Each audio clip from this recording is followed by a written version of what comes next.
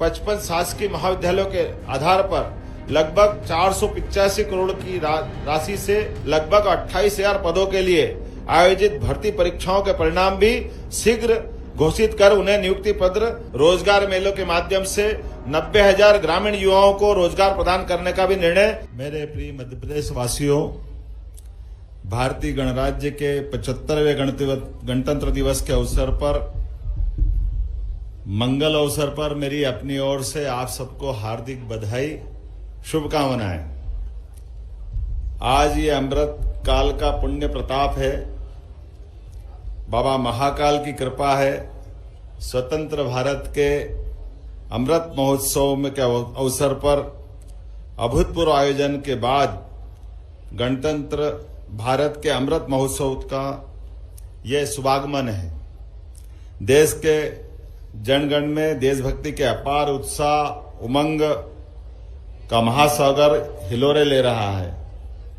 राज्य सरकार की पहल पर पहली बार गणतंत्र दिवस पर उज्जैन में शामिल होकर के मैं अत्यंत गर्व और गौरव का एहसास मेरे मन में भी है और आप सबके मन में भी होगा।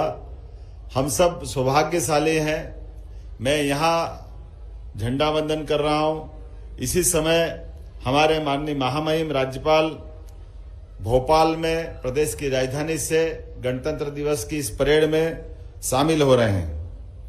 मुझे इस बात की अत्यंत खुशी है।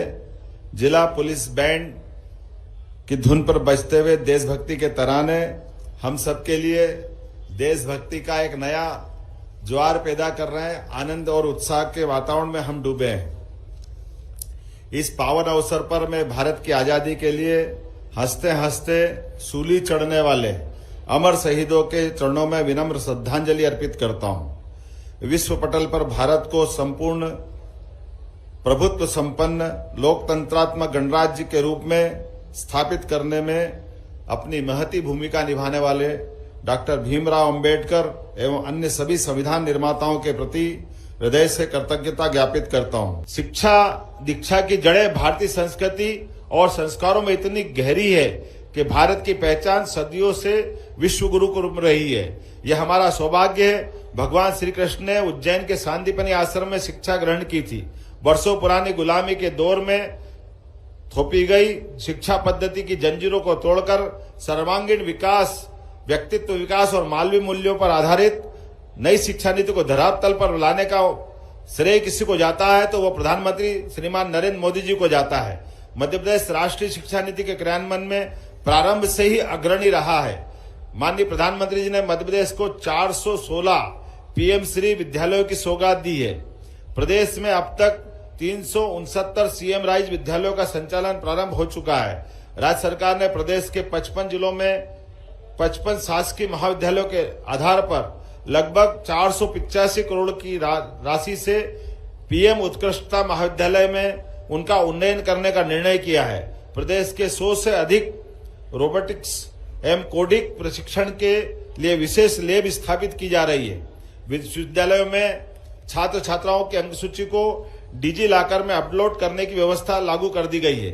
नई नीति के अनुरूप युवाओं को लिए रोजगार परक शिक्षा के अनेक पाठ्यक्रम तैयार किए जा रहे हैं, जिनसे लगभग 6,000 विद्यार्थी लाभान्वित हो चुके हैं। आगरमालवा में नया लॉ कॉलेज प्रारंभ करने का निर्णय हमने पिछली कैबिनेट में किया है। शिक्षा के साथ कौशल विकास, रोजगार एक स्वर्णिम त्रिभुज बनाते हैं।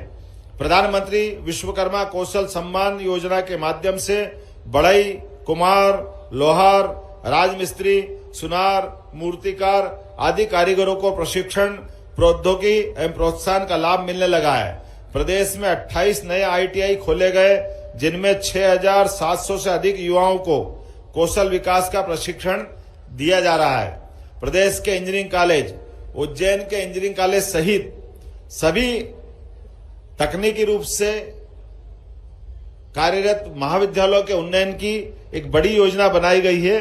और इसी के अंतर्गत कल मेरी जब दिल्ली प्रवास यात्रा रही है, मैंने माननीय शिक्षा मंत्री धर्मेंद्र प्रधान के माध्यम से उज्जैन में भी आईआईटी सैटेलाइट टाउन के लिए सैद्धांतिक स्वीकृति प्राप्त करके उज्जैन के लिए शिक्षा के लिए, खास करके तकनीकी शिक्षा के लिए एक बड़ी उपलब्धि हासिल की है।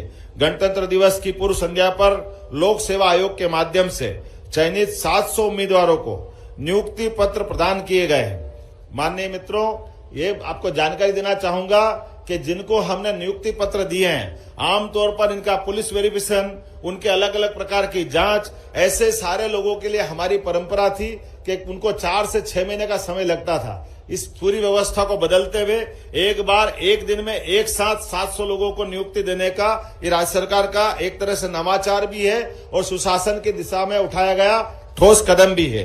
कर्मचारी चयन मंडल के माध्यम से लगभग 28,000 पदों के लिए आयोजित भर्ती परीक्षाओं के परिणाम भी शीघ्र घोषित कर उन्हें नियुक्ति पत्र प्रदान करने के लिए सरकार गंभीर है और बहुत जल्दी इसमें ठोस कदम उठाए जाएंगे। रोजगार मेलों के माध्यम से 90,000 ग्रामीण युवाओं को रोजगार प्रदान करने का भी निर्णय हमने किया है। महिलाओं के आर्थिक सशक्तिकरण पर फोकस करते हुए महिला स्व सहायता समूह के माध्यम से 3,700 करोड़ से अधिक का बैंक लीकेज, लाडली शक्ति क्रेडिट कार्ड के माध्यम से व्यवसाय हेतु न्यूनतम ब्याज दर पर 1 लाख करोड़ की बैंक क्रेडिट सुविधा उपलब्ध कराने का हमने निर्णय किया है।